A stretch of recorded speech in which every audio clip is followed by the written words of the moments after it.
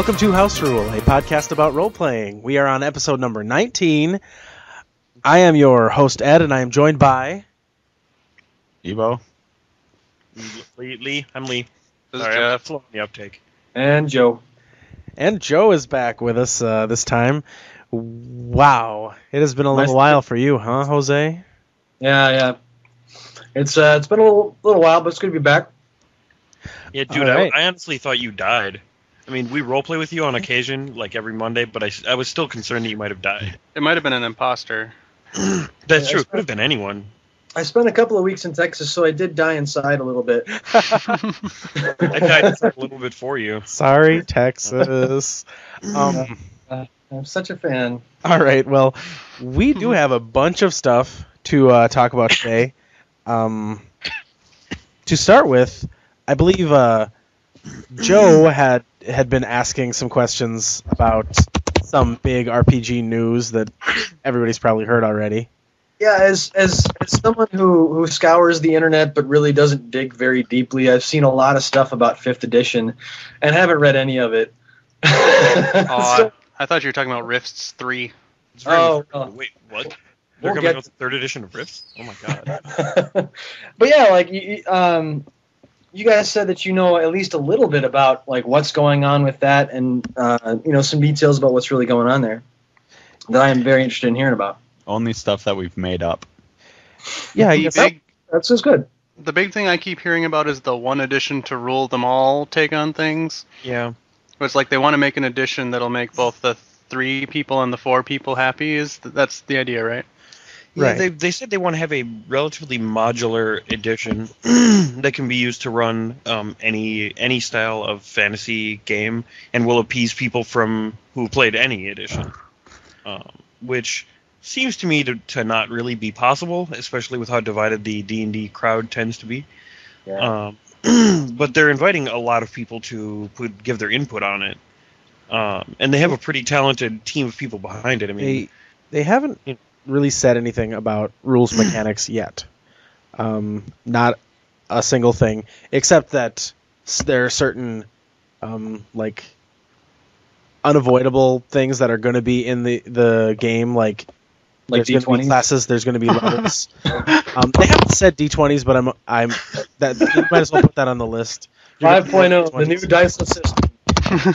oh, that would be so glorious. I love diceless systems. But basically, the two big things that they've said are that, like Lee said, they want to make it somewhat modular, which they haven't gone into too much detail about what that means, but I guess we will see. And the other thing is that they're going to have a large amount of playtesting outside of the company, so open playtesting eventually. So They have a family and friends playtesting thing going on now. And they're going to have some playtesting at D&D Experience when that goes on, a convention. And I'm assuming this is different than the normal playtesting they did with like 4.0, which is obviously super effective. Well, what I basically the thing that I read that seems to be closest to the source was one of the developers was basically saying that they acknowledged that for 4th edition they playtested the crap out of it, but they pretty much never playtested it outside of their own walls. They Yeah, it was all internal at playtesting. home. Yeah. So there were a lot of things that that people in that environment just weren't weren't catching or weren't bringing up that were going to wind up being issues for players. That's the thing that excites me the most about this, because 3.0, which eventually became 3. As well as 4th edition, like, totally got replaced by Pathfinder. Pathfinder just swooped in and said, all right, well, we took everything out that sucked and just kept all the good stuff, so you guys can just do that for a while. So I'm interested to see not only what they come up with, but how that much input from people outside of their, small social circles come up with. Well, I think as far as the popular communities, like the 2 large communities seem to be a lot of people playing Pathfinder. I think someone somewhere said that they officially oversold or something like that. But there's still actually a sizable amount of people who really like 4E. I don't know if they're newer or older or what, but there's There's definitely two relatively large communities I'm there. the first to admit that I had some good times with 4th edition. I enjoyed it. don't have a problem with it, but I admit that it more or less took out a lot of the defects of the 3rd edition and replaced them with new defects. It wasn't more perfect, I guess is what I mean to say, if such a claim can be said. The thing about what they've been claiming for 5th edition that strikes me is that it seems like they're trying to take the edition wars out of the message boards and bring them to each individual gaming group. Thereby giving you the tools you need to alienate your friends in person. Basically, what I mean is, if the game is modular, each DM has the prerogative to construct the game with the modules however they want, thus creating an experience that may or may not work for each individual player. Whereas you're going to have steadfast 4th edition people and 3rd edition people. Now you're going to have, like, I don't like skill module, or I don't like feat module, or whatever it is. So could we be like, well, I want to run White Wolf D&D 5th edition, and then obviously someone's gonna want to run that's the emo module. I'm gonna try to link to the interview I'm referring to, because I'm basically pulling things that I read in an interview like a was it couple that of big days Mike ago. Mearls one? I'm pretty sure it was, but he made it seem like they also want to make it so that, like, different players within the same group can, like, achieve a different level of complexity if they want to. Like, for instance, you can kind of take a menu item, like you want to play like a cleric, and you can kind of have a cleric that's sort of put together for you, which is not something that's entirely new. But then if you are, like, into the really nitty-gritty rules guts, you can get your hands all the way in there and fiddle around with things. Yeah. Exactly how that will be executed, I can't say, but I like the sound of it. My biggest problem when I hear modular is confusing. And if they make it so each person can play at their own pace, that would be amazing if they can pull that off effectively. Yeah. It's a lot of ifs. Yeah. I know, and That's my biggest problem. I like that they're going the Pathfinder way, though. That Paizo, they sort of like crowdsource their play testing. And I like that, that they're at least trying that, because it proved very effective with Pathfinder. In addition to getting the word out about Pathfinder before the game was even released, it also, it came up with a game that a lot of people like. It was a smart move in a lot of ways, for the good of the game. And I hope it turns out well, because I'd like 5th edition to be, a good fantasy system and not another right. I specifically wanted to kind of throwaway for us. I specifically wanted to avoid this conversation steering in the direction of I sure hope, but yeah, that's a recipe for I'm not going to say a lot of specific things that I hope for, but my sincere hope is that it returns the game to the roots that I missed enough to forsake 4th edition for Pathfinder almost entirely. That's another thing. Like, there's this certain amount of built-in conservatism among the nerdy types that I think if it's good enough, a lot of people will want to go back to the real D&D, so to speak. Yeah. I think that's important for people.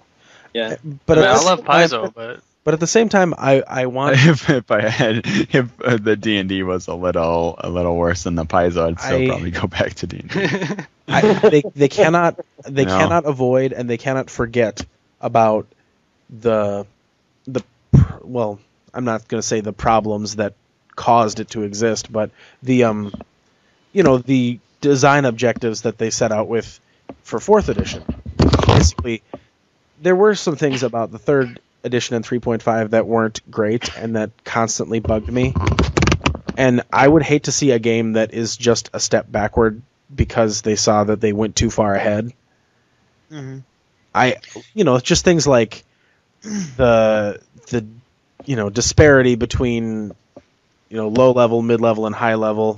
they really tried to address that, and I think they did some good things in 4th edition. That ended up scaling really weirdly. I don't think it necessarily scaled weirdly. In my opinion, it was more a difference of we seldom got to the higher tiers, so it didn't really seem relevant. Yeah. But the other thing, like, I think that they had an approach for like speeding up combat, which looked so promising when 4th edition was coming out, and then in practice, it disappointed me completely. I felt the combat was as fast as they promised. It wasn't more fast; it was just more dull. I thought. Yeah, it was mechanical, very board game like, which was cool to a certain degree, but like, it didn't necessarily speed things up or make things more efficient with all of the varying statuses and effects that started during your turn and affected things until the end of the person on the left's last turn. You know. My problem with the 4th edition was the battles were much faster compared to what we used to run in 3.5 at least. You know, it was an hour battle versus a half an hour battle. I don't know. I guess it took way long. I mean, that's what I remember. Might be a symptom of the group sizes, because I felt like some of the 4E games we played, and mainly the one that our mutual friend and gaming buddy Sean ran, was a lot of people, and so it kind of tended to fall under the exact same problems. But I felt like yours it was faster turns, but not faster battles. Well, the hit point pools are so big. Yeah, I think part of it was also that it felt like you were doing more because you were killing more things. Whether or not that was actually, true, but hard to say. Am I remembering this wrong? I thought the problem that we were having was we could get through a battle in half the time as a 3.5 battle, but you had to do way more of them, and they were way more frequent to keep up that leveling up pace. I think as it scaled up, it was like you needed 10 battles to get to level 2. Yeah. I guess not to get too far away from the point that we are talking about here is just I agree that there are certain things about 4th edition that caused our group, and I suspect other groups as well, to eventually lose interest in the newest edition. Many of whom left for Pathfinder, and with whatever D&D comes out with, people will buy no matter what. It's not. I don't know. I agree. And I think to a certain degree they kind of counted on that with when 3.0 came out, and eventually 3.5, and then of course 4.0, which is supposed to be this whole brand new approach. Like there was buy-in from their customers to say from the get-go, like, yeah, we're pretty much just going to buy the D&D. And then they had 4.5 with the D&D Essentials. I mean, they're going to sell books from from people who like D&D because it's D&D. I just hope that the system is good enough to warrant getting more books. Abandoning it altogether, because Ed, Jesus, man, like your bookshelf is insane. You haven't seen it. You haven't seen it recently. It's kind of actually a sad shadow of its former glory. But I've seen it in its full glory, and it's terrifying. all of my 4th edition books are gone from the shelf. Oh. That's like 70 pounds of books. I know. I mean that was a formidable stack. But I guess what I had a point to make. It was going to be really smart. I'll make having all those books was just that they're all scrapped now. Like, you don't go back and you might go look through them from time to time, but really, like, we're never going to go back to those. We'll never play 3.0 or 3.5 because we have Pathfinder. And we've established that we really don't like 4.0, even though I tried to run that game, and I think I pretty much established that we still don't like 4.0. It's not that I don't like 4th edition, it's that I prefer something else. In this case, Pathfinder. And I think the point I was going to make is that I'm happier with Pathfinder than I think I ever was with 3rd edition. I shouldn't say that. Adjusting the general level of whimsy for the deterioration in my mood with age, I am happier with Pathfinder now than I ever was with 3rd edition. There you go. But I think that's more indicative of my my growth and my changes of taste as a gamer in the intervening years than anything with the mechanics. I don't think the Pathfinder's that different. I think, for my money, what 5th edition needs to do to really like sell to me is to just make a system with less subsystems than D&D has always had. Like 4.0 and 3.5. I mean, AD. They were actually talking about this on Reddit, which is the first reason I even really started considering it. But like in D&D, in AD&D, they had like 100 subsystems. Everything worked differently for every chart you rolled on, and it got really like complicated. And 3.5 or 3.0 and 3.5, they had like you have like stuff you do for combat, and casting spells is still a little different. And doing skill checks is it's still different than making, it's similar but different than making attack rolls. And same thing, and like grappling was its whole weird subsystem. And 3.5 didn't really fix any of that. And 4.0 brought in its whole new set of subsystems, which I tried really hard to like they have the skill challenges, and then all the weird, fancy math that the GM has to do, and here's the way rituals work, and they're totally different, and here's the way attack powers work, and they were almost too homogenized but still different. Then Pathfinder, they tried to smooth out some of that by making grappling similar to all the rest of the combat maneuvers, and smooth out some of those weird subsystems, but it's still a lot of subsystems, whereas a lot of the games that I'm more interested now, or I have more respect for now, all work more or less on the same mechanic. They like the stuff that's going on is rarely a different system than the main stuff that's going on. Combat is, it's a variant on making skill checks, and I think that's valuable. I think that if they, that I realize D&D has long had a history of having 100 different subsystems. Back to the table of 100 random harlots from OD&D, but like, I think that in general, gaming doesn't seem to be, or role playing, as I don't think it's as friendly towards those complicated subsystems as it used to be. The last thing I want to say about that could be construed as part of an edition war, and that I will tie into my hopes for 5th edition, is basically, I'm going to reiterate a lot of what you said, but AD&D, the first edition of D&D I played, had a lot of had a core system which I never quite understood at the time I was playing it, and any time a new rule came in, you had a chart to roll percentiles on. It seemed pretty much that was the way it worked, regardless of who your character was and what they should be doing. Roll percentiles and find out what happens. Then 3rd edition cast that out completely and replaced it with a generally a pretty solid skeleton of rules to determine like what you roll, what your result is, and what the difficulty of that roll should be. There are a lot of things that the DM still determines the DC of, but there are a lot of things like monsters' skills and their saving throws are kind of, they're fixed in this same pattern. So, like a goblin is going to have a certain range of saving throws and skill check bonuses. 13 AC.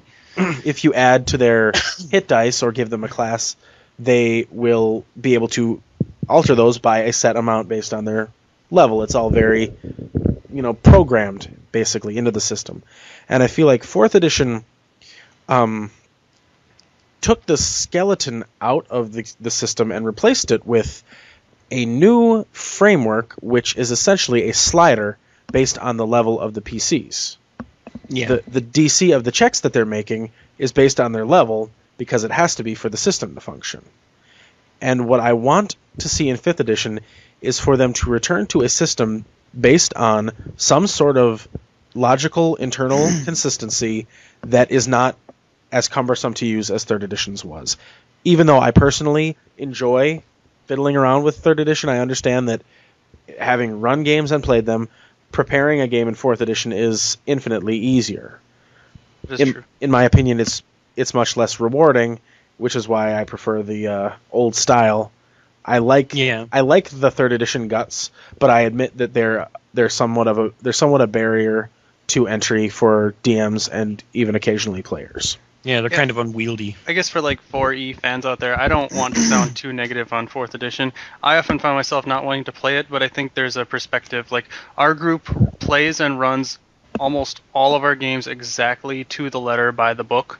So it's like what a 4th edition game is going to end up being versus what a Pathfinder or 3.5 edition game is going to be. I want to do the 3.5 game, but like both systems can be melded pretty easily with house rules to exactly what you want to do. So like it's a lot part of our group dynamic, and what I'm hoping is this modular thing takes that sort of default game and forces the GM to think and say, okay, well, I got to pick this, this, and this, and this. The thing that I really cannot anticipate where they're going with it is they've said that they've taken care in preparing to develop and announce this new edition that they had basically gone through every historical edition of D&D to find ideas that are good, that they wish to use and employ, and we've been talking heavily about 3rd and 4th editions, which are obviously the ones that we've played the most, but I'm really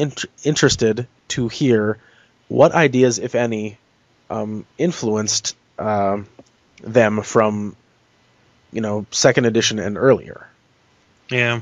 I want to know, like, what do they think from those eras was lost that bears being covered? And It's I know probably that there are a lot Thaco. of... Thank God for Thaco. I've been waiting for the triumphant return of Thaco. Basically, my People whole have just life. been making fun of it for 20 years because they love it so much. That's what it is. I don't think it's going to be Thaco, but I mean, I want to know if there's anything that they're 30 really years, I don't saying. know.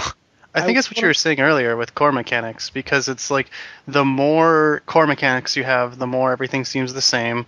The less core mechanics you have, the more individual things seem, but it's different. It's just like a huge slider from 2nd on to 4th. I'm going to link to some of these blogs that I've been reading about the subject, because I read a series where it was the blogger was basically going back in time through editions. He was only on 2nd edition by the time I stopped reading, because he hadn't come out with any more yet, where he basically went through each edition and, in his opinion, what worked and what they should be trying to do.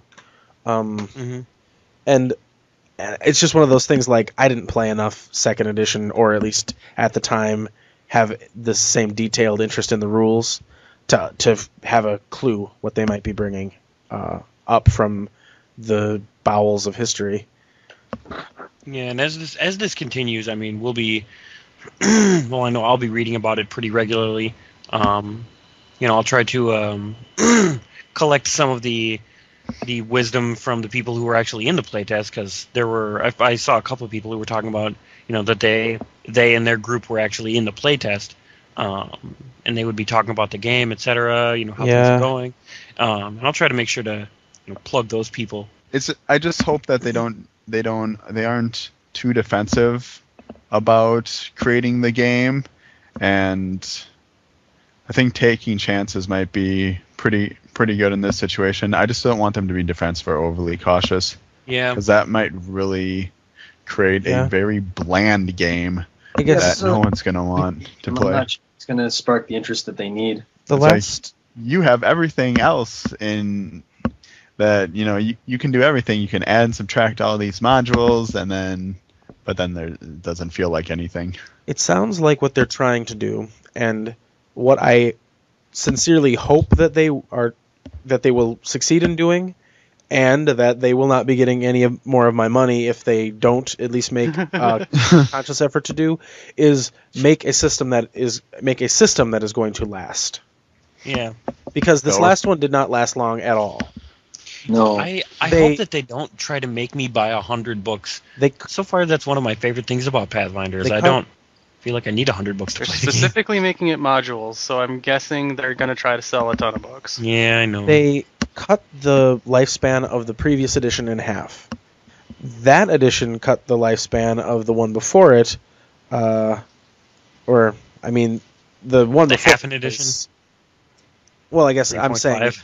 entire lifespan of 3rd edition Oh, okay. was twice as long or so as 4th edition has been. Yeah. And of course, before that, the last edition before that was incredibly longer. Well, that was also partly due to the weirdness with the TSR bombing and all that Right. jazz. If we get an edition, if we get an edition that looks like it's built to last 2 years, then we know that we do not want to set foot on a ship that's already sinking. Interesting question though. If you're a role-playing game company and you keep making shitty games that people will buy just because you're D&D, don't you stand to sell more books that way? No. I mean, look at it this way, right? Like the people from Paizo were saying that like 2 months ago that their games, like their books, have been outselling D&D books basically across the country. In the short term, you do, but in the long term, Paizo takes you over. Yeah, Paizo, I mean, Paizo's got a solid project. They've shown that they intend to support Pathfinder for a long time. Pathfinder is and popular you know. among gamers, but I don't want to discredit Paizo or Pathfinder or anything that they're trying to do. But I think that D&D has a better chance of improving their own market share by adding new gamers to the world, as opposed to Pathfinder, which is at this time basically taking gamers from other people's markets. Yeah, D&D can do that because it's popular. D&D has a name, it's a brand, and if they tank 5th edition, the brand will probably wither, and if not die, it will at least not thrive for the next decade maybe. Yeah, the unfortunate thing for the Pathfinder name is that when you say Pathfinder, someone who's not associated or someone who has no idea what you're talking about might associate it with that terrible, terrible action movie that they made. And that's not a good association. But to no, it's probably very have. important to nerds Beastmaster? that their telepathic Pathfinder. bond is Rari's and their disjunction is Mordenkainen's. It's Yeah. normal black tentacles don't do it for you. No, if they aren't No. Evards, you can go home. And I don't mean to sound so cynical when I say that, but it's kind of a homey sort of feeling, a good thing. So I mean, they've got that, and they got to just use that. That's all they got to do. I love my Evards Black Tentacles, man. Is there like a Pathfinder spell like generic black tentacles? There is, yeah. Yeah. Yeah, it's called Black Tentacles.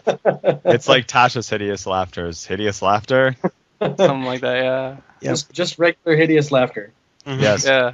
Tasha has nothing to do with it. No one's got nothing to do with it. Yeah, but I guess I've said my piece about 5th edition, and I'm hoping that we'll get some more chatter about this. I'm eager to at least offer a few more snippets, but I'm trying to remain optimistic and just Cautiously optimistic on this side. I'm eager to see what they have to show me. I'm ready to hear their sales pitch is basically my opinion right now. I'm ready to play this game. I don't care. I mean, it's D&D. I'm going to try it. Well, Yeah, I'm hoping that if what they say about open playtesting is true, we'll get a good chance to try before we buy. But That's true. Yeah, I mean, I'll I'm definitely playtest going to their play game. it. Sure. I love that sort of stuff.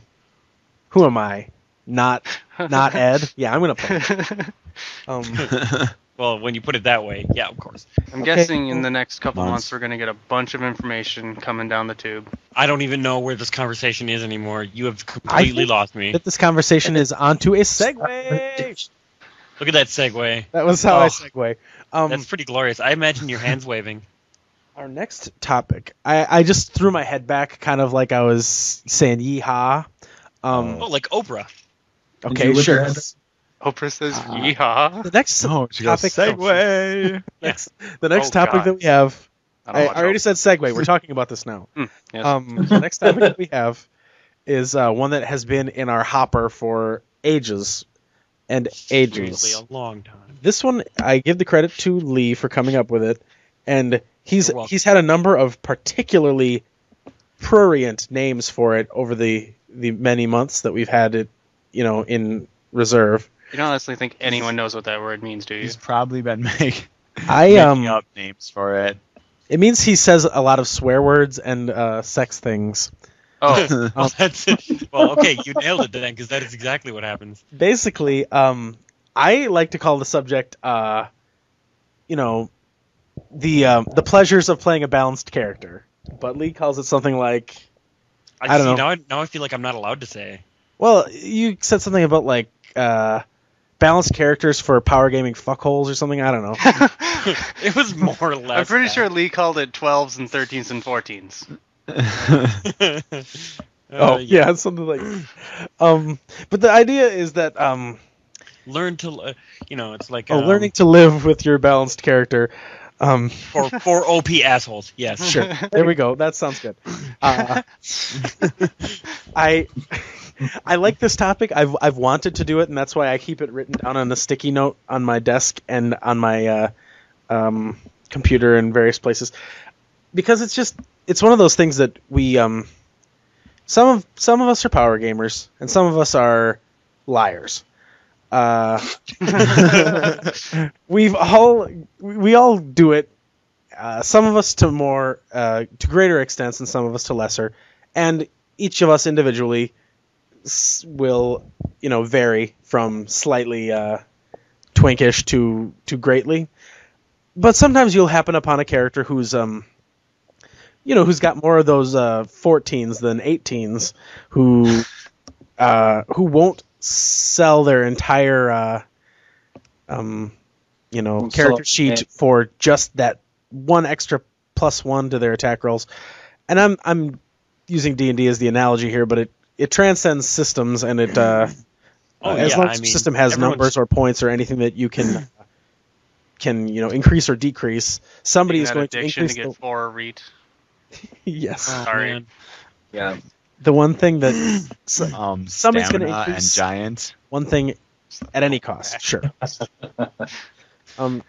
Yes, we're observing that that not even White Wolf is immune to this awesome and classy thing.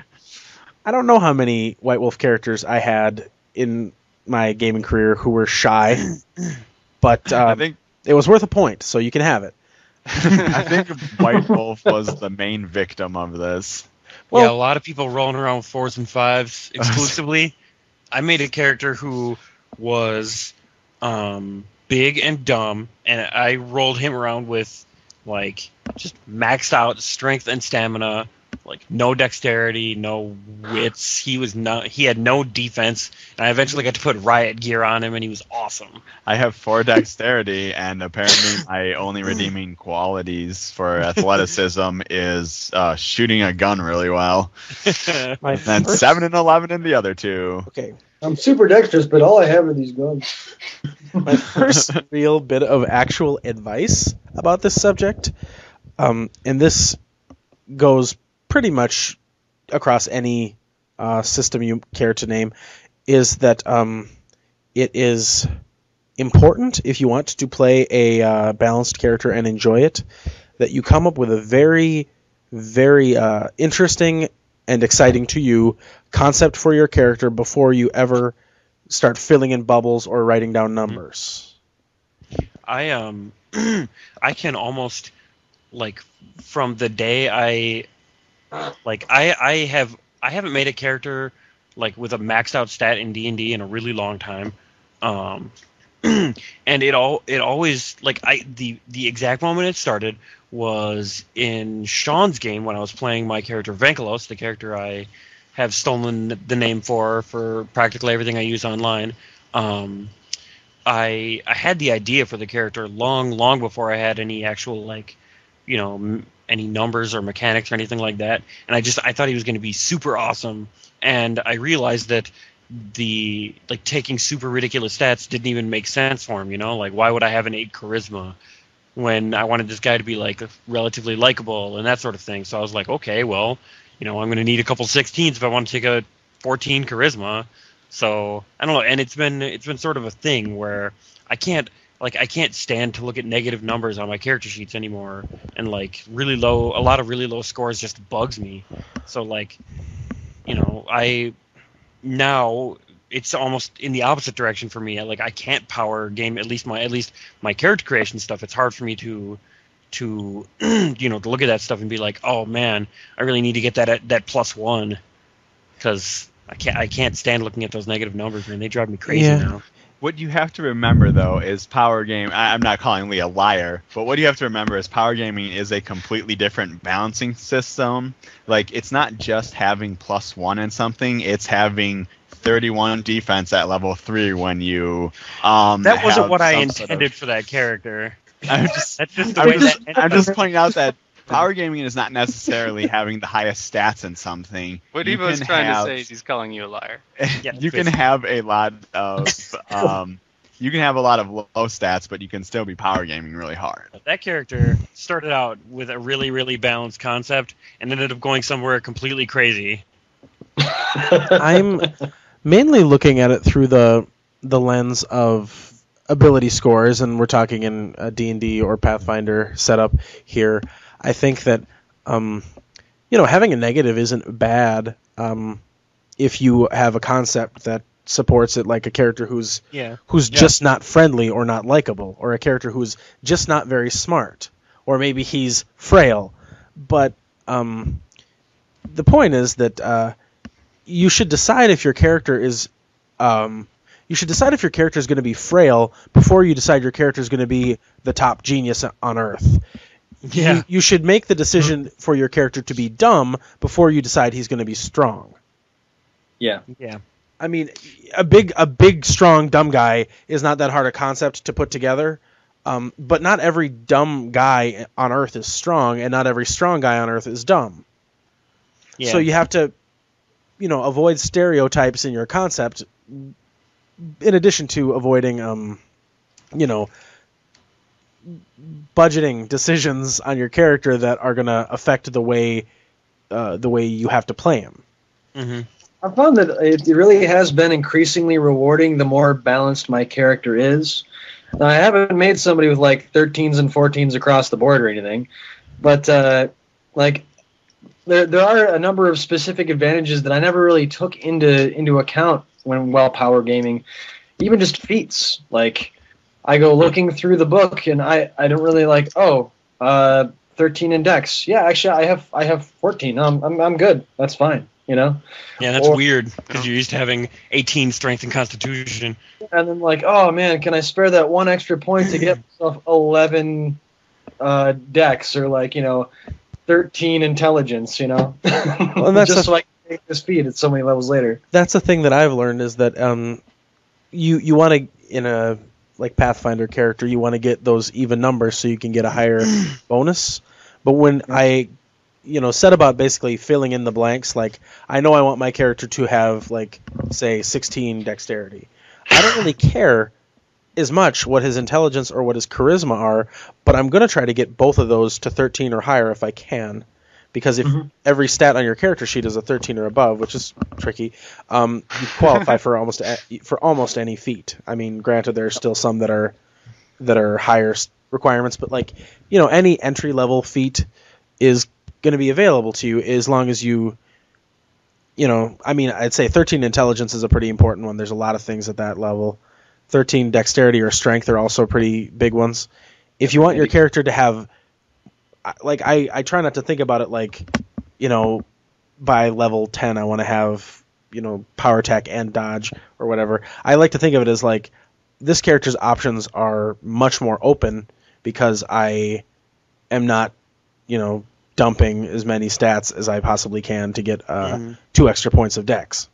Yeah, if you're not careful, you really can't make yourself a one-track character without meaning to do it, just because you wanted to hit stuff really hard with a sword.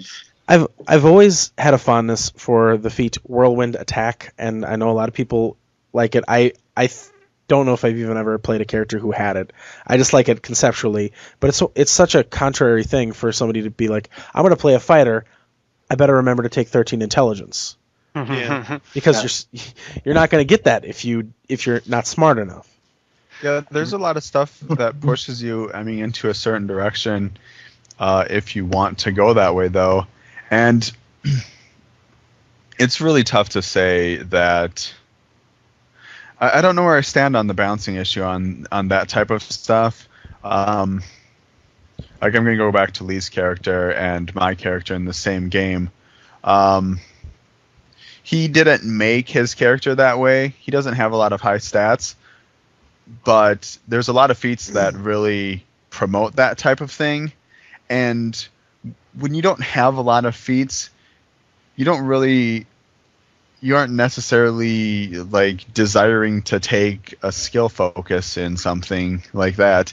It makes those feats a lot more difficult to take, I guess. And if you can focus in one way, I don't know. Resisting to the urge of the power game requires some sort of reward, I guess. Yeah, like I think the role-playing reward is a little bit hard for a power gamer to grasp. I don't mean to play devil's advocate here, but one thing I would suggest, I wouldn't consider power gaming to the point of negative stats and stuff always bad. The big thing that I would suggest is to always try to make a character that's appropriate for the game you're going to be playing in. Yeah, right. Like my 3 most recent characters, for like one was for Lee's sort of bizarre world White Wolf game where everyone's immortal. So I think I made a character that fit really well, even though his stats weren't super balanced. And then like Rory did like a one-shot game, and I just chinsed out the character completely. We don't really do a lot of role playing. Our characters individually aren't very important. And then for Kingmaker, I toned it down again, didn't take any negative stats, and tried to have like a high amount of respect for my character as a person. And I don't know. I just trying to make characters that fit, I think, is good. I don't think it's always bad to power game. But yeah, and to defend my character in Jeff's game, the character that Evil's been talking about, the straight regular system stuff has been pretty vanilla for that character. I've just been almost ritualistically abusing the extra systems that Jeff put in, right, which was tertiary. But Yeah. the concept of the character has been pretty sound throughout, and that's actually been pretty satisfying to me. And you know, like in general, I think it more or less works for me. I was going to mention that game too, just because it was one where I felt like you might have just said this in different words, that with the merit points and stuff that we have at our disposal, I almost feel like I don't really need to balance. My character is pretty balanced, but I still had enough of these merit points to buy my intelligence up super high without taking any penalties. That is a very high stats game. Yeah. For no other reason than because we have a fair measure of control over our own stats, and we can buy them up to a degree independently of the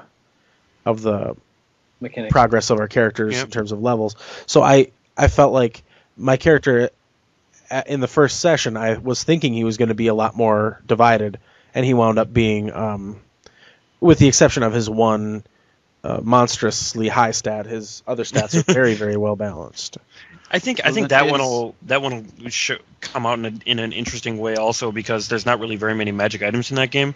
So the merit points and stuff are very, very powerful at low levels because you get a lot of bang for your buck. You know, you spend 1 point and you get 1 AC or something along those lines. But later on, you know, when monsters are strong and the game, you know, like the game expects you to have magic items, and we have like 4 people, and 2 of them have a magic weapon in the party, you know, then it'll balance itself out, I think, a lot.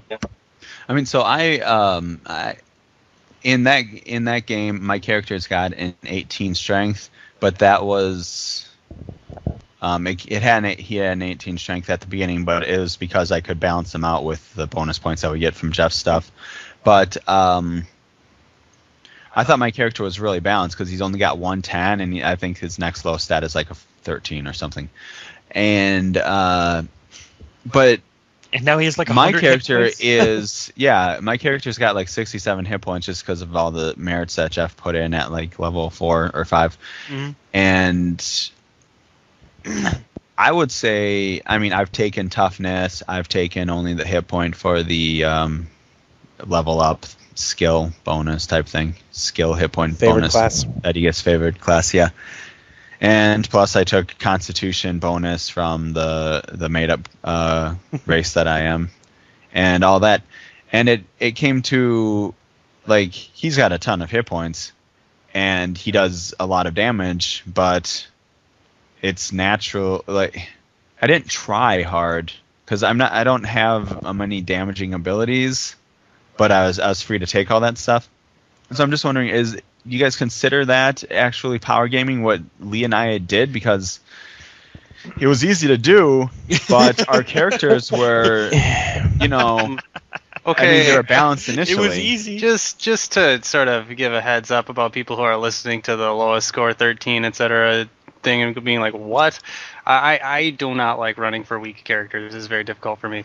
That set aside, I think power gaming implies that you are giving up something major about your character, that you are losing respect for your character by making the choices you are just to get a +1. Like, I think the respect thing is the big one to me. It's easy when you look at a character from a strict numbers perspective. It's easy to lose sight of the character and just started looking at it like an Excel spreadsheet, and I think that's, for me, when I first started, it was all about the character, and I didn't care what the stats did, for that matter. I was playing like a halfling druid, and he was fun as hell to play, but he was like flat out retarded. And then like somewhere in the middle, I almost exclusively power gamed, because the numbers made sense to me, and it was easy, like I could look through books in my spare time, and I could come up with these wicked, crazy, stupid, powerful abilities, and then eventually, it sort of grew in a different direction, where I started making or coming up with a character concept from the beginning, and then just sort of fitting in the rest of the stuff around it and seeing if I could come up with something that was more or less effective, within the character concept while still trying to stay true to it. I think Jeff's got the best point. Just that you should, if you make a character that fits the setting, it works well. But if you make a character that is sold out, has that one really awesome stat and like maybe 8 charisma, but still the guy's like, he's playing his strength in battle, but like otherwise his stats don't really matter for any of the role playing that he's doing. So he presents himself as a charming character, even though his stat sheet says that it's not really possible. Now, I know that I had a lot of success playing a big dumb animal in Sean's game. I had this dual falchion wielding orc named Peepers that was just a classic character. Well-meaning, nice guy, dumb as a brick. And he was a whirlwind of death too. That guy was a blender. Yeah, but I know that before then I had played characters that had terrible intelligence and charisma scores, and just kind of played them as myself. Not to say I'm particularly intelligent or charismatic, but I haven't seen you in person. I know, right? It's terrible, especially with this long hair. But you get what I'm saying. Well, yeah. You get punished if you play it the wrong way. Like, if you're in a bust down doors dungeon crawl game and you make a roleplay character and you try to like roleplay and people don't really react and the GM's kind of wanting to move on, you're going to hate your life every time you miss those attack rolls, because that's all the game is about. Yeah. Conversely, if you make a dumb idiot who never notices anything and has no merit outside of combat, and the game is very story based and there's intrigue, you're that much more left out. I would like to add one corollary to your last point, which is that depending on the GM and the other players and you yourself as a player, you might be able to cheat in that regard. You might be able to make a character who is dumb and unlikable and roleplay him against those stats without anybody calling you on it. Yep. Yeah. And in effect, we've never called anyone on that. In effect, you get yourself bonus points. I know I did it. Basically, like Joe was saying, like he would play a dumb character as himself.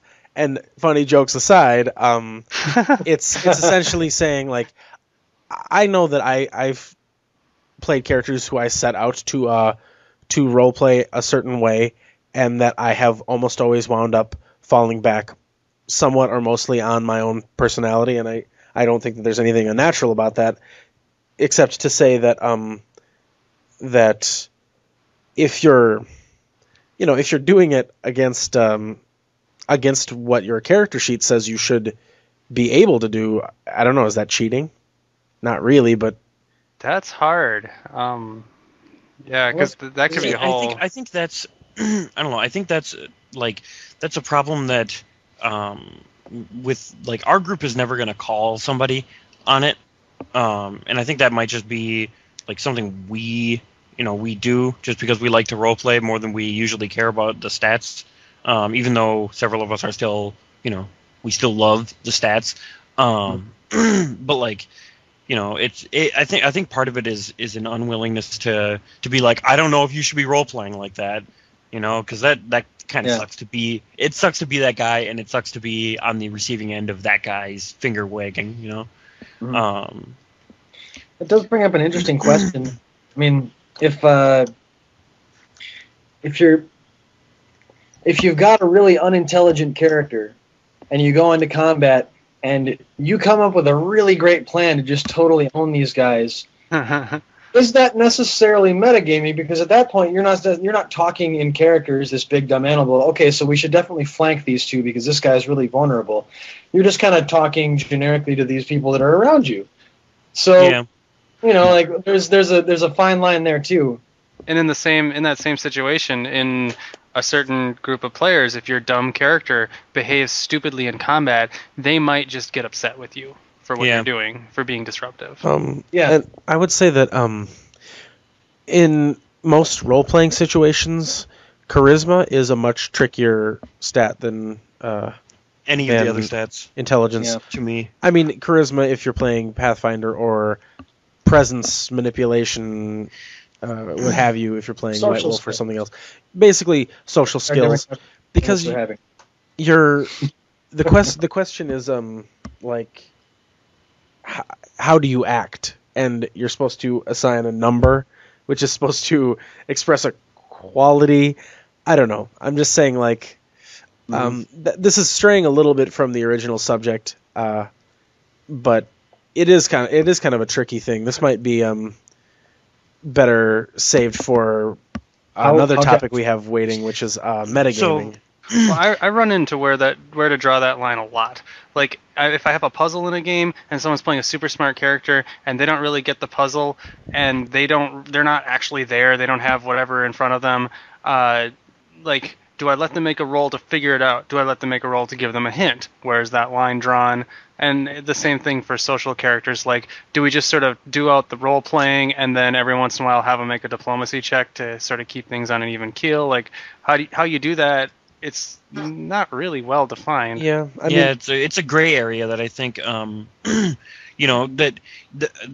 sort of thing, like what you were saying, where you sort of throw out a roll here and there to like back somebody's role playing up with the stats that they have on their character sheet.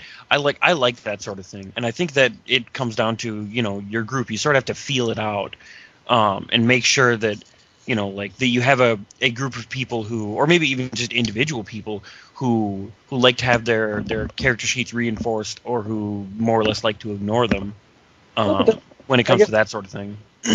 I can actually, I mean, that almost gives power gaming a certain positive in one light, because your character is known for, not only by the other player characters, but also by the GM, for being the guy that can walk into a room and just make all the ladies swoon and everyone loves him to death. So but you also can't let that person say, I roll my charisma to get the Sword of Destiny. Yeah. And then also use the Sword of Destiny to be a blunder, because he's been built for the last 15 levels to be a blunder with the Sword of Destiny. I think what it comes down to is like a lot of the time it's easy to power game a character and role play him as as an everyman, a guy who can do anything. If you find yourself power gaming a lot, or if you want to try to enjoy a more balanced character, think about your next power gamed character that you're going to be playing, and play him according to the stats on the character sheet, and see if it's fulfilling for you. If it might not be. It might be fulfilling for you, in which case, great, maybe you like playing extreme characters, but try doing something different. Try pushing yourself in a different direction than an extreme character. You know, try if you're going to be playing an everyman, try statting up a character who's an everyman. The first character I made that actually had serious social skills, I enjoyed more than any character I had played in years because I'd never done that. Yeah, and I mean, it's to a whole new kind of role playing. You know, you can. There's a lot of like, try statting a character. You know, just for the way that you're going to be role playing that character. You know, like I want this character to be a calm, collected loner who doles out wisdom when it's necessary, but it's always relevant, you know. But he's also really good with a katana. Maybe you should make a character who's pretty good with a katana, but he's a fighter who has surprisingly high wisdom, you know. Like if that's the direction you want your character to be role played, try just statting your character the way you want to role play them, and not worrying about the way the numbers fall. Like it can be a very satisfying experience to just sort of let those sorts of things ride, or even to just to build that sort of character from the ground up as you're playing them. You know, to not have every level from 1 to 30 or 1 to 20, depending on what version of D&D you're playing. You know, it can be satisfying to not have every one of those levels planned out and to just sort of wing it as your character grows. And I found that's the most rewarding variety of gameplay is when I start and I've got kind of an idea, and I just kind of let that go, and whatever happens, happens. I'm way more invested in the character and in the game. Yeah. For a lot of my more recent characters, I don't really know what I'm going to be getting with them past the next 2 levels. And even that can change if I think I'm going to be, you know, like fighting a lot of magic users or something, you know, and maybe I want to take an improved will save ability or feat. Yeah, I guess Jeff mentioned a game that our friend Rory ran recently, which sort of a pickup game that in Pathfinder using a fairly compared to what the other games that we're in currently, particularly Jeff's, it's got a fairly lean budget of points for ability scores. I believe 20 versus our somewhat customary 25. And I found when I was making that character that I was more satisfied taking lower stats with a character when I knew that this is obvious. More satisfied with lower stats when I knew I only had so many points to spend. But at no point did I feel like I was going like I was going to be playing a less satisfying character without going below 10 on any of those. Mm-hmm. Just because I had a concept kind of in mind. And granted, that's not a particularly high role-playing game. However, I do enjoy role-playing as that character, and the social situations that we have gotten have been entertaining for me. And I think that it might have been hurt if I had played a character who had a charisma of 8. That's that Kobold game, right? Yeah. Yeah, the Crown of the Kobold King. That's the first Gnome Gate character I've ever played that I didn't expect to throw away after one session or half a session even. That character is surprisingly fun to play and also incredibly poorly made. And I don't think I could ever make a witch and say that it was really well made. It would be difficult. Unless I was playing I should have taken as Rory pointed out, I was really sad that I didn't take the ability that witches get that lets them smell children. Because that would have come in handy on a number of occasions, you know. There are a surprising number of children in that game. Yeah, really. Does that come with an unmarked van and a bag of candy? It comes with a bag of candy. I have to get my own van though. But no, it's I don't know. It's one of those things. Like I feel like dealing from a scarcity is an easier place to get your head in the balance game. Like I don't know if this is possible. I guess I'd have to practice this, but like maybe start yourself with a little bit fewer points than you're gonna ultimately have, and spend them down. Like you know how in Pathfinder you know that the higher stats using standard point buy, at least, which we generally do, they have a higher price tag. You're gonna have to shell out a worse exchange rate to get that 18 than to get a 14. So maybe if you limit how many points you're gonna spend in the first place, come up with a block of stats that reflects somewhat who you want the character to be, then add in the remaining points. That exchange rate is going to seem a lot steeper when you only have, say, 5 additional points to spend. Do you want to spend all of them to get your stat up 1 or 2 points? And then, in that case, maybe you do. Maybe you do really want to go for the gold with one of your stats, and in that case, you're going to be a little bit better informed about how the sort of sacrifices your character would have made to get to that place. Yeah. Maybe that's what every great power gamer needs is a Crown of the Kobold King like game where you just don't have the points to power. and almost I don't want to say be forced to play because that wouldn't be a good situation, but like be put in a situation where they can realize that they don't have to have 20 strength or 20 dex or intelligence to have fun. Yeah. I think another simple trick in like D&D would be to take the 2 stats you really, really want and take them at 2 less than you were going to. Yeah. And then fuck all with the other points. Yeah. I was gonna I didn't want to dump too much on 4th edition, but I was gonna point a finger at them for making it too easy to min-max your character. And also almost required because the math in the game was so strict. By essentially making every character an expression of his 2 best ability scores, you sort of you show the right rates. Every stat has its default purpose, but those purposes lose some of their meaning when every character can just make all of their rolls with their best ability score and add their second best ability score as a bonus.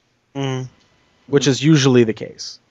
Yeah, I ended up making a lot of characters who had 16s to start, and I always felt like, wow, I hate rolling that -1, but I wanted that other feat, so, sacrifices, Yeah.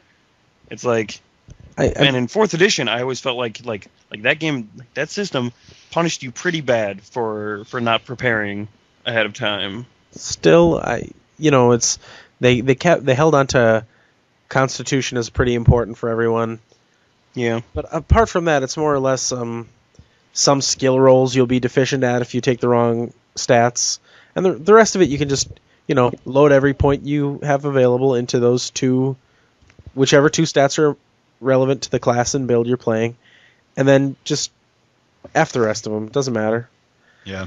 I didn't want to dump on them, but I was just saying, like, in that situation, it's both more important and more tricky to balance yourself, just because you are going to get a certain dividend from, like, for instance, being better at additional skills instead of just simply having 1 or 2 extra points to damage.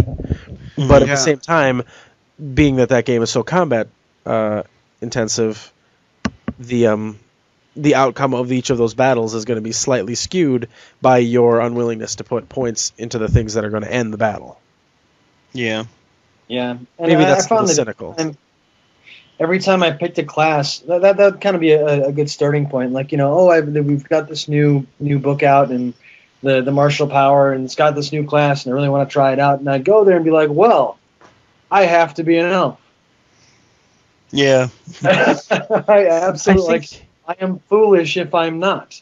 I'd much rather play a halfling or maybe a dwarf. The racial decision is the one thing about 4th edition that bugged me the most from a balance perspective, was that every new book usually included at least one new race or monster race that was adapted.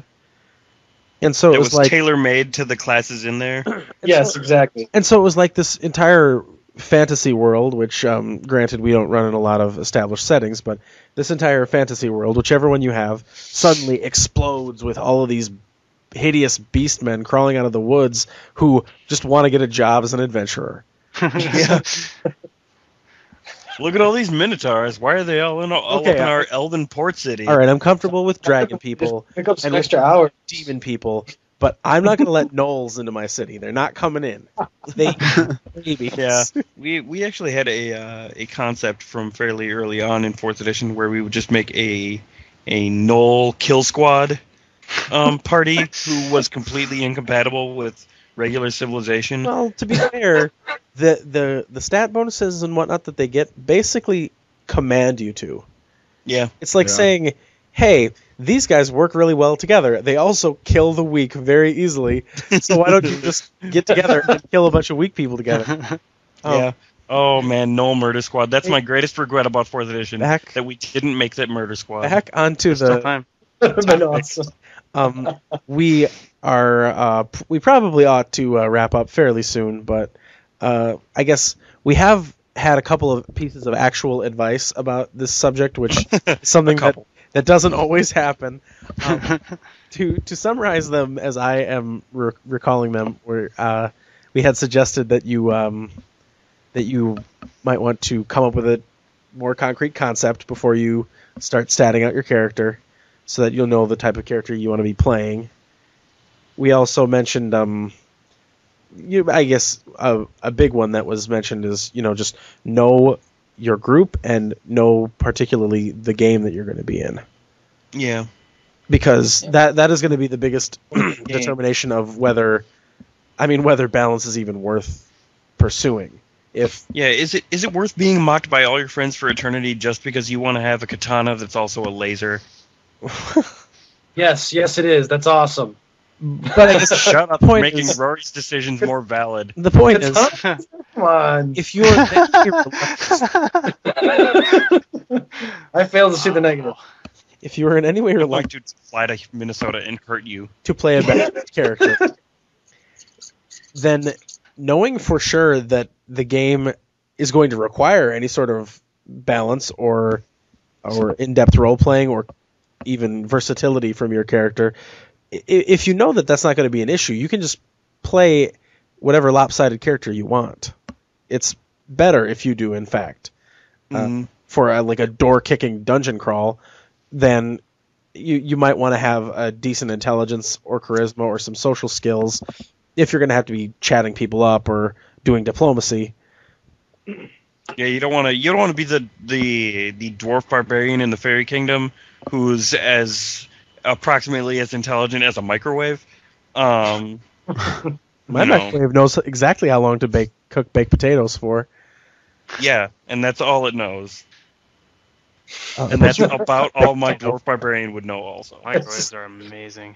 I just see this dwarf barbarian walking around with a sack of potatoes. It's hitting people with it. Is anybody on fire? That's a pretty cool character concept. Someone pokes him twice and he starts a fire. Okay. I feel like I had another one right on the tip of my tongue. The next one that springs to mind is just practice. Like even if it's just kind of coming up with characters and then coming up with stats just to see if they look like they'd be playable, and of course, obviously, play as many characters as you can to see which stats and which numbers really work for you. Like, if there's something you depend on and you find that having a 12 in it just isn't enough, then that's an important bit of data that you can use on your next character. Or if you're playing Call of Cthulhu, you're in luck because your character's probably going to die anyway this session. If you're playing with don't matter because your death is imminent. With a versatile group and a pleasant DM, they might let you, do some character restructuring if you find that certain things just don't work. And I like the idea of trying to come up with workarounds for yourself. If you think you need to be disciplined on this, just try to find some ways to kind of cater to your own unique needs. Like my suggestion of setting aside some points for later, or just reduce your 2 highest stats by 2 and see what the whole spread looks like. Are all suggestions that I think the more I think about it, the more I would kind of like to try some of them myself. I suppose above all else, you really do have to know yourself. Right. Yeah. Try to roleplay those stats. Now that you've got your 8 charisma, intelligence, and wisdom, try to roleplay that thing and see how much you enjoy it. Roll with it. It actually could be fun and rewarding, and Sometimes. Sometimes. But when you do it for 4 games in a row, That's true. Your friends are going to start hating you because you kick down every castle door, and there's a naked lady on the other side, and you're like, Diplomacy what? check. Sorry, my character only knows how to kick down doors. I think that really applies to any rut. If you are in a rut where you always take your 1 or 2 or 3 most important stats and max them out at all costs, and then dump everything that isn't immediately relevant to your character's wheelhouse, then you are in a rut, and you need to stop it. Speaking of which, Don't be in a rut. You'll be bored. And I think I need to make a character that is not a ranger for once in a very long time. Dude, you've met so many rangers, man. I can't even believe it. I can't imagine you playing a non-ranger. Everybody likes ranging. Lime was just so badass. It's hard to turn that away. It's like you go to a restaurant and you're like, oh, but the banana curry is so good. Why would I get anything else? I guess that's a point. Yeah. I'm not saying it's a particularly good one. I'm just saying I need to play something that isn't a ranger. No, I agree. I'll believe it when I see it. Try playing a fairy sorcerer next time and see how that rolls out. No. Yeah, I don't know. I know that. I know that's not happening. It's only sir, that could be fun. It's only slightly related to the exact subject, but yeah, ruts are. I mean, ruts are bad. Ruts are bad. I don't want to say that a player can't play what they want and that you can play wrong, because you can't really. But before you make a decision for the second time or more, I would recommend that you first think of, am I going to get bored? Am I unwittingly doing this for some other reason other than just, wanting to do it right now? And is anybody else in this group going to get bored or think that I am some sort of single-minded zombie who only wants to play a ranger, no matter what the case? I want to play a ranger. As the people on Reddit pointed out, they have a party who only makes 5 paladins. What those people should probably think to themselves is, did I just do this thing? Because you probably shouldn't just do that thing. That was probably one of the most shocking things I had. Shocking and funny things. Someone was talking. Interesting campaign I've ever heard of. They know 5 paladins, right? They had to. They had to make paladins. They had to make paladins worse because the people they GMing would only play paladins. The whole group. They would just be 5 paladins. They were like, paladins are OP. It happened 3 times in a row or something. I'm like, I would just find new friends. I don't know. It seems easier. That's a great approach to gaming. It's like doing the white mage run through Final Fantasy, Yeah, except it's more like doing the white mage run with all fighters. It's especially funny to me because we hardly ever play paladins. I can't think of the last paladin we've actually had in a game. We've considered them. Sven Dieter. I don't think it's really. Sven Dieter was a paladin, technically. Oh, that's true. They're not weak. He wasn't They're just a paladin of anything in particular. Fair. He was just a paladin of nice guy. Yeah, that's why I said technically. He was not a faith person. He was a yeah, sure, I'm a pretty nice guy. I also hit things with a hammer. Oh, Sven. All right. Blonde, blue-eyed Aryan bastard. See, I don't know. Is there does anybody want to add a coda or a stinger on the end of this discussion of balanced characters? Added like 16 stingers onto the end of that. I'm spent. I don't think we neuter anybody's stinger here. No, I think this episode's been pretty well stung on the end here. Oh yeah, we've been stinging it for like 15 minutes or so. Past when I was thinking we should stop. So yeah, we should stop stinging a dead horse. Hopefully this is going to be a beefy episode. Yeah. We're not singing dead cows, Ed. There are going to be some things I'm going to try to link to in the show notes about our first topic primarily. We would be glad to hear about anybody's experiences related to balanced characters in particular. I mean, if you know insider information about 5th edition, you can let us know and we can talk about it on our next episode. But Anonymously. otherwise, we're pretty, this has been a pretty I've enjoyed this one. Good people. Balanced characters was one I needed to get off of my my chest, and I'm glad Yeah, that had to happen. there. It's been on the back burner for too long. Now it's front burner. I know. Now I would say it's fairly well burnt. Delicious carbon-filled stew. Anyway, All right. Well, we are going to be on our way. Drop yes, us a it's line been fun. anytime. We're open 24 hours a day because it's the internet. Only 6 days a week because, I mean, we got things to do. I'm kidding. Tuesdays Open are 7 really days. busy for us. All right. We are out of here. See you next time. Yeah, Later, peace. guys. Bye.